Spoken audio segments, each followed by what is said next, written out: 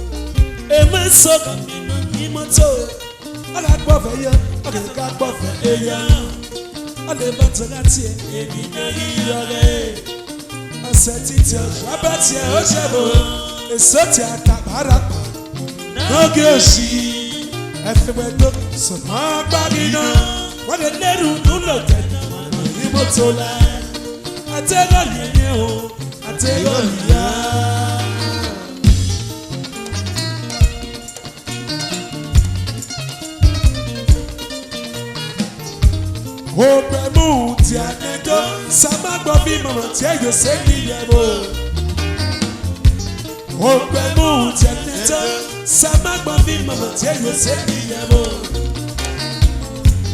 Fo fo fo fo. Nya nya nya nya. Ayi wana soje masoja tita. Iyamba babi oba jono kagia. Imamba imana imani nakigo yokwa. Enye kibo uru kibo eyina kibo yagbe wo eto fo fo fo fo ya ya ya eya ye ni ere ho obi yo eya ye ni ere se ameme no sonyire ana se ameme no sonyire oh, when you go now, I'm gonna hear I get Baba here. Oh, when you go now, I get a year. Imario Baba.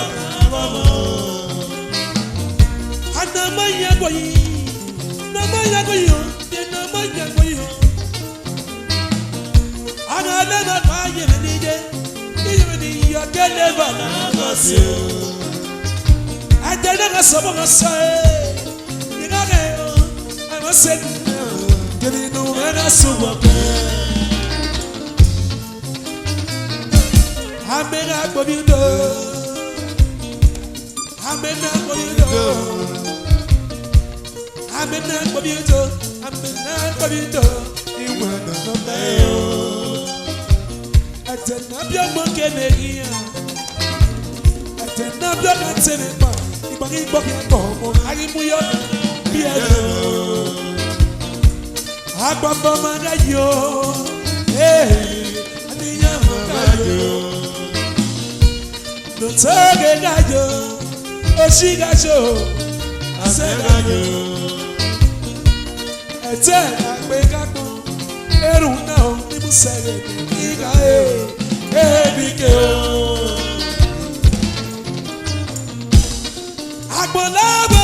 Kumesa de iga Agmonabo kumesa de iga Agmonabo kumesa de iga Agmonabo kumesa de iga Ani agmonabo ani manyana Ani agmonabo sele ani manyana Amana wo megi imago tere Iyawe mi notawe la tere nutamame Agbolabo, kumesa de iga. Agbolabo, kumesa de iga. Story, story, story. Yeah, listen to my story. Yeah, I remember my papa. Yeah, he take dog in the one. Yeah, story, story, story, story. Yeah, when they day you go, I guess someone.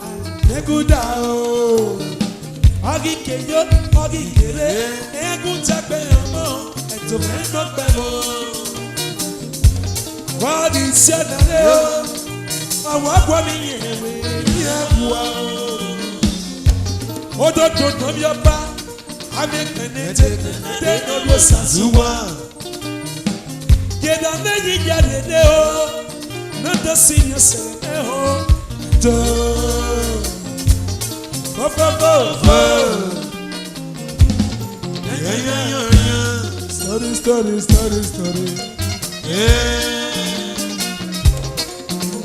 Yeah. Listen to my story. Yeah. I remember my papa. Yeah. Take the little. Yeah. Story, story, story, story. Yeah. Story, story, story. Yeah. Listen to my story. Yeah, I remember my papa. Yeah, he take love in the fool. Yeah, story, story, story, story. Yeah, listen to my story. Yeah, he take love in the fool. Yeah, I remember my papa. Yeah, story, story, story. Yeah, it's a way you're. Tell me your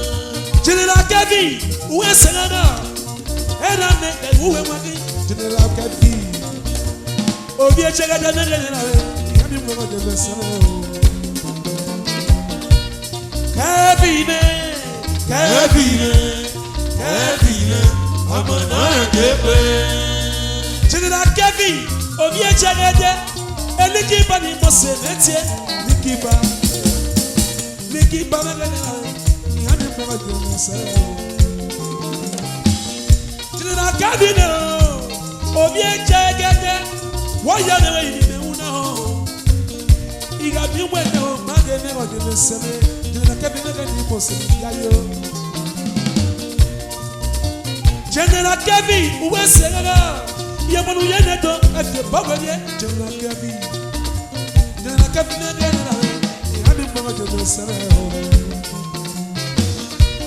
Kevin, oh mon nom General Kevin, au bien Tchagade, et la nègre, où est ma fille? Et l'équipe en chaque nation. Où est-ce que c'est goûté? Si yo.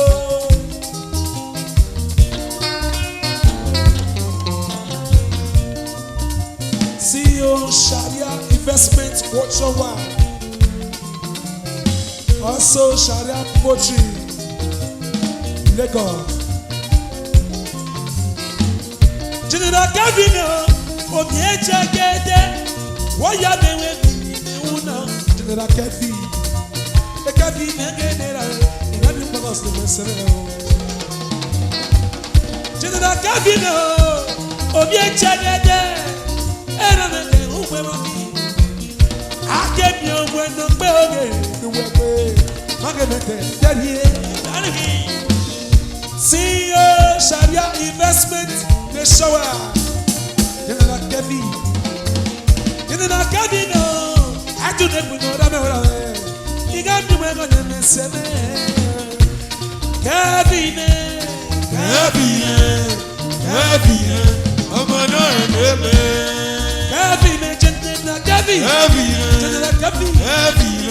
I'm on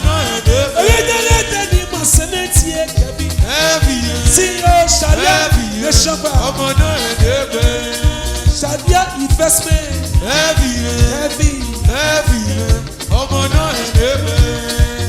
Shadia Bochi,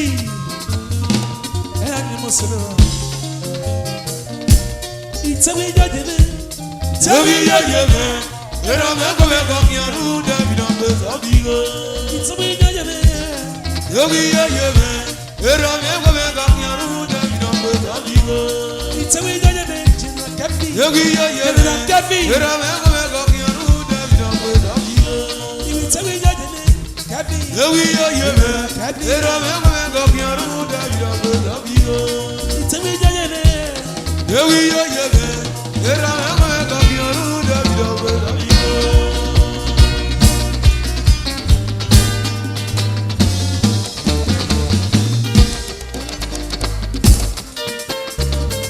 General Kabi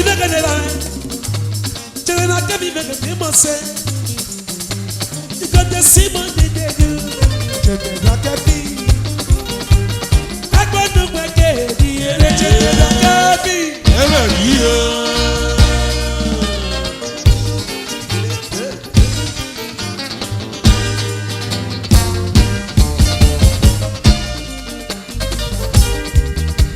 General Kabi General Kabi CEO Sharia Investments worldwide. Also CEO Sharia Poetry Lagos. General Kabi General Kabi you get your money no babe. Your money no babe.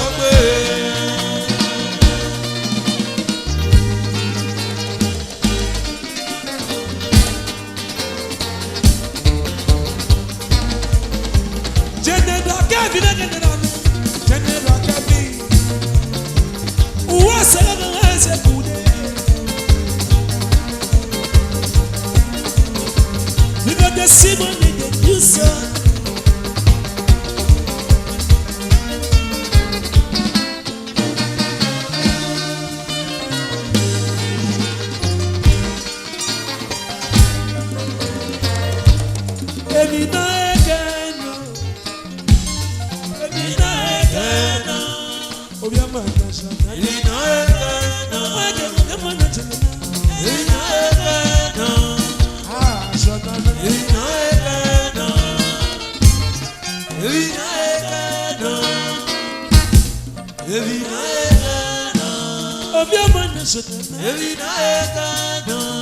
General Kabinemo, obedient to the Mauna,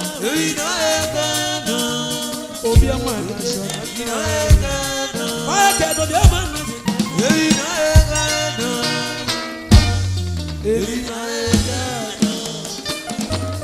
Every night,